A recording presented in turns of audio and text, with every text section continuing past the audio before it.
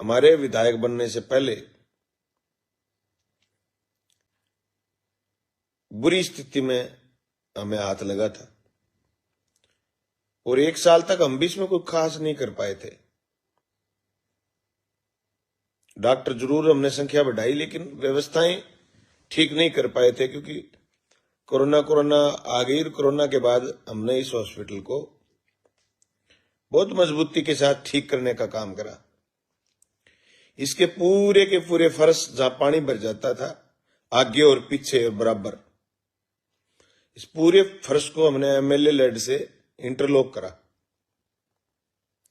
साथियों के, शहर के दानदाताओं के सहयोग से पूरी बिल्डिंग को हमने रंग करा, जाले हटाए इसके। इसमें ऑक्सीजन प्लांट लगा सरकार के पैसे से, सिलेंडर और जनरेटर वो हम एमएलए लेड से लेके आए, और राजी साहब का जो वार्ड है वो उन्होंने रिपेयर करके दिया। फिर मरीजों की संख्या इसमें बढ़ी, 700-800 के करीब ओपीडी हो गई। हम एमएलए थे तो इसकी 200-300, हाईएस्ट सीजन में 300 ओपीडी, 350 ओपीडी लास्ट थी।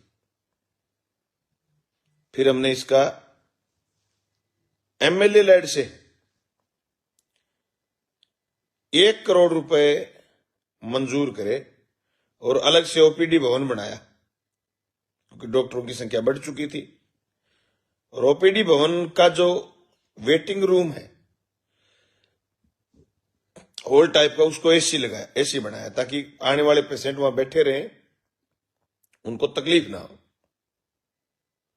और सारे जो डॉक्टरों के चैम्बर थे उनमें एसी लगाई सब में। उनके वहां भी वेटिंग खूब हो जाती है, लोग डॉक्टर के पास आकर के खड़े हो जाते हैं, सफोकेशन नहीं हो, गर्मी नहीं लगे, दम नहीं घुटे। तो ये ओपीडी सर्दी में तो थोड़ी अभी 900-1000 के करीब है, पर 1300-1400 के करीब ओपीडी पहुंच जाती है। हमने राजस्थान के पूर्व मुख्यमंत्री गहलोत साहब से बात करी और इसको उप जिला अस्पताल बनाने का काम करा। बड़ी जल्दी में लास्ट बजट में घोषणा हुई थी, बड़ी जल्दी में हमने कोशिश करके इसके टेंडर करवाए, टेंडर करवा के टेंडर सैंक्शन करवाया, और इसी जगह 3 मंजिला भवन बनाने के लिए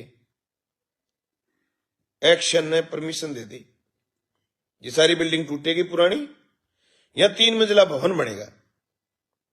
जयपुर में एसएमएस बन रहा है ना, 9 मंजिल का टावर बन रहा है, क्योंकि हॉस्पिटल के नजदीक हॉस्पिटल, गांव के भीतर हॉस्पिटल, शहर के भीतर हॉस्पिटल, जहां से सारे गांव के लोग आ सकें, जहां लोग पैदल आ सकें। आप हॉस्पिटल भादरा के कभी प्रांगण में बैठ करके आराम से 4 घंटे ओपीडी तक का सीन देखना, आप महसूस करोगे कि 50% महिलाएं और आदमी पैदल आते हैं, 50 नहीं 60। उनके पास टेम्पो का भाड़ा है नहीं, है तो वो अपनी गाड़ी से खर्च नहीं कर सकते, उनके दैनिक खर्चे इतने ज्यादा हैं। वो पैदल आएंगे। मुख्यमंत्री निःशुल्क जांच योजना, मुख्यमंत्री निःशुल्क दवा योजना, और मुख्यमंत्री सरकारों द्वारा जो भी सरकारी योजनाएं स्वास्थ्य विभाग से संबंधित, उनका फायदा लोग उठाते हैं। इसी थीम पर एसएमएस को वही बहुमंजिला इमारत, नहीं तो कोकस में ले जाते, इंडस्ट्रियल एरिया था। अब हुआ यूं कि विधानसभा चुनाव आ गया, मैंने जनता के मुद्दों पर वोट मांगे, जनता ने मुझे खूब वोट दिए। बाय मिस्टेक हम 1132 वोट से पीछे रह गए। अब नए बीजेपी के नए नेता, रणपटी टाइप के नेता प्रयोग करने शुरू कर दिए, कह रहे हैं हॉस्पिटल को बाहर ले जाएंगे। क्यों भाई, क्यों ले जाओगे बाहर? क्या चाव चढ़ा आपको बाहर ले जाने का? गौशाला की जगह में ले जाएंगे। गौशाला की जमीन दूसरे के नाम कैसे कर दोगे आप, और क्यों कर दोगे? आपके ये प्रयोग है ना, तथाकथित प्रयोग, ये खतरनाक है। आपने पहले पुरानी गौशाला की जगह में मैरिज पैलेस बना दिया, वो जगह पड़ी रहती तो आज ये कर लेते हॉस्पिटल शिफ्ट, कोई नहीं रोकता। शहर के भीतर था, भगत सिंह चौक पर 6 बीघे जमीन में आपने मैरिज प्लेस शुरू कर दिया। दूरदृष्टि आपकी यही नहीं? सट्टे मारते थे कि हम जीतेंगे, तो तुम दिमाग लगाते कि हम जीतेंगे, जीतने के बाद यहां उप जिला अस्पताल यहां बनाएंगे या कोई संस्था बनाएंगे। मैरिज प्लेस बना दिया। क्या होता है मैरिज प्लेस? सारे लोग जाते हैं मैरिज प्लेस में? सारे लोगों की जरूरत है मैरिज प्लेस? बहुत अच्छी बात आपने मैरिज प्लेस में ला दिया, गौओं को आमदनी होगी। खाली पड़ी थी जगह, बाहर बना लेते, इस गौशाला वाली जगह में यहां बना लेते मैरिज प्लेस। जहां तुम कह रहे हो हॉस्पिटल ले जाएंगे, क्यों ले जाओगे? तुम्हारे बाप का राज है, हॉस्पिटल ले जाओगे? जनता का राज है, ले जाने नहीं देंगे, ईंट शेंट बजा देंगे। हमने कराया स्वीकृत, मेरी छाती के ऊपर से ले जाओगे, मुझे मार के फिर ले जाओगे हॉस्पिटल बाहर। तुम्हारे पास जो आइडिया है हमारे पास भी नहीं आए होंगे लोग। हमने स्पष्ट कह दिया, आखिरी से आखिरी आदमी पैदल आकर के रेंग करके आकर के डॉक्टर को इलाज कराए ना, तब तक उसकी रीच होनी चाहिए, वहां की उसकी पूंछ होनी चाहिए। हमारे पास भी साथी आए थे कि इस रोड पर ले जाओ, उस रोड पर ले जाओ। हमने समझाया उनको, भाई कैसे ले जाएं, सरकारी योजनाओं का फायदा कैसे मिलेगा गरीब आदमी को। इसके सामने जो मेडिकल वाले बैठे हैं 20-20 साल के, उनका पुश्तैनी धंधा यही है, वो कहां जाएंगे? यहां रेडी खोमचे वाले बैठे हैं, हॉस्पिटल के पास पेशेंट आते हैं, वो सामान खरीदते हैं, वो कहां जाएंगे? और इस बिल्डिंग का क्या करोगे? क्या बनाओगे? यहां कब्जे करोगे? यहां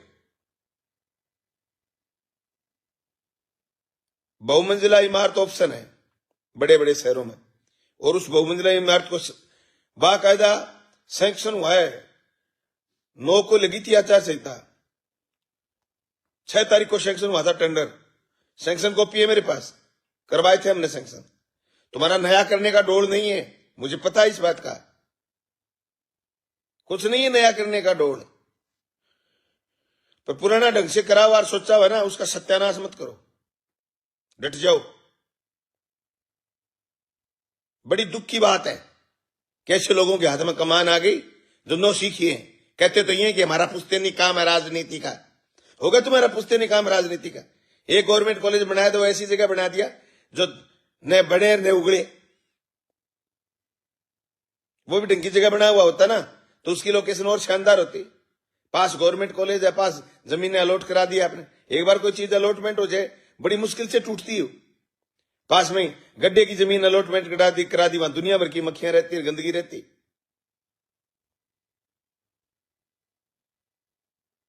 मैं स्पष्ट कहना चाहता हूं, मौजूदा व्यवस्था से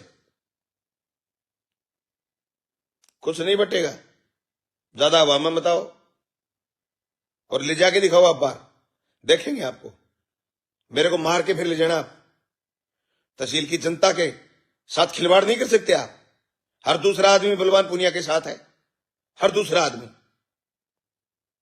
और आपकी दादागिरी नहीं चलने देंगे हम किसी भी सूरत में।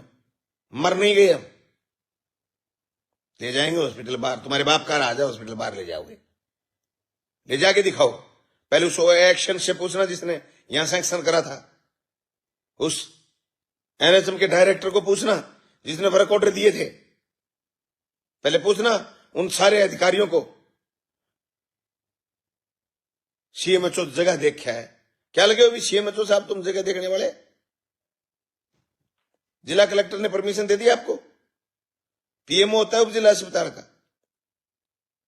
पीएमओ परमिशन देगा, उसके बाद परमिशन देगा जिला कलेक्टर, और जिला कलेक्टर परमिशन देगा उन अधिकारियों से पूछ के जिन्होंने यहां टेंडर सेक्शन करा था।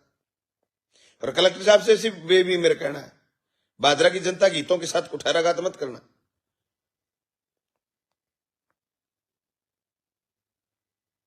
मुख्यमंत्री चिरंजीवी योजना तुम्हारे से संभाले नहीं जा रही। गरीब आदमी दर दर की ठोकर खाते फिर रहे हैं। अगर तुम्हारे दम है तो विधानसभा में ये बात करो ना, आपकी चिरंजीवी योजना पर सरकार समझ बयान दे अपना। 25 लाख से 30 लाख करेगी या 25 लाख से 5 लाख करेगी। आप समझ बताओ ना, आरजीएसएस में क्या करने जा रहे हो आप समझ बताओ। निःशुल्क दवा योजना में कितनी दवाएं और बढ़ा रहे हो आप समझ ये करिए ना। स्वास्थ्य योजना का बेड़ा गर्क करने की कोई जरूरत नहीं है। आप जो प्राइवेट हॉस्पिटल वालों के दबाव में हो ना, हम सब समझते हैं, और हम उनके दबाव में नहीं आए तभी वो भाग भाग के आपके प्रोग्राम कर रहे थे, मुझे ये भी पता है, और नहीं आएंगे हम दबाव में, आने भी नहीं देंगे दबाव में किसी को। जनता के पास है क्या?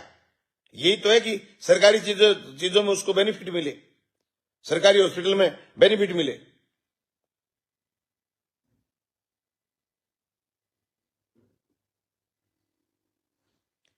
मैं सारे साथियों से कहना चाहता हूं जो मेरे साथ लाइव में जुड़े हुए हैं, मेरी ये बात जनता तक पहुंचाइए, घर घर तक पहुंचाइए, ताकि ये दादागिरी नहीं करे, भूमाफियों को फायदा पहुंचाने की कोशिश नहीं करें। सोच समझ के फैसले लिए थे हमने।